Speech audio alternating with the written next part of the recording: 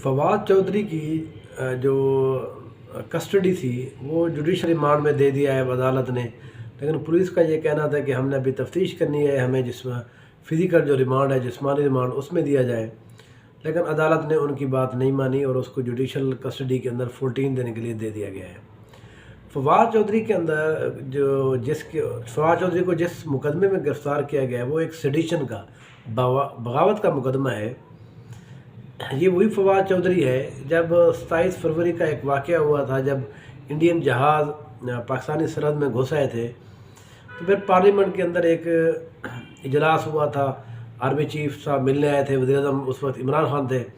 तो फिर अयाज सादिक ने तज़किरा किया था कि वज़ीर आज़म जो आर्मी चीफ है वो जब हमें ब्रीफिंग देने के लिए आए तो उसकी माथे से पसीना था, कामें टांग रही थी। तो उसके बाद एक ही शेर था जो उस वक्त गरज रहा था और आर्मी चीफ की और फ़ौज की हिमायत के अंदर, और वो थे फवाद चौधरी साहब। वो तकरीर फवाद चौधरी की मैं समझता हूँ कि फवाद चौधरी की सियासी लाइफ के अंदर वो एक लैंडमार्क, एक स्पीच थी जो उसने उस वक्त दी थी, क्योंकि ज़ाहिर वो 12 वज़ीर भी थे, उनका हक़ भी बनता था।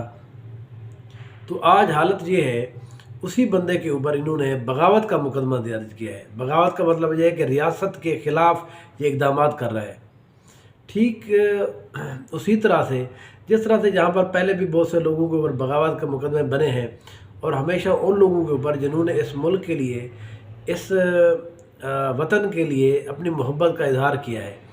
तो ये फवाद चौधरी नए नहीं हैं, लेकिन बहरहाल ये एस्टेब्लिशमेंट को भी सोचना चाहिए। वो आदमी जो कल तक आपकी हिमायत के लिए आउट ऑफ द बॉक्स जाकर उसने तकरीर की, आपकी हिमायत करता रहा, और आज वो लोग जो आपको कह रहे थे, जो आर्मी चीफ के बारे में ये कह रहे थे कि वो जी उसकी तो कामें टांग रही थी या उसको कोई समझ नहीं आ रहा था, डरा हुआ था, वो उनकी गोद में आज तक खेल रहे हैं। बहरहाल ये एस्टेब्लिशमेंट और अदलिया जो जितने भी यहाँ पर हमारे इदारे हैं जो इस तरह के फ़ैसले करते हैं, उनको बहरहाल सोचना है कि आपने लोगों को क्या पैगाम देना है कि कल कोई बंदा आपके हक़ के लिए आवाज़ ना उठाए। जब कोई बंदा इस तरह की बात करे तो उसको बहरहाल तैयार रहना चाहिए कि जब कुछ और लोग मुखालिफ उनके आएंगे तो उनको इसी तरह से जलील किया जाएगा, बेइज्जत किया जाएगा, जिस तरह फवाद चौधरी को किया जा रहा है।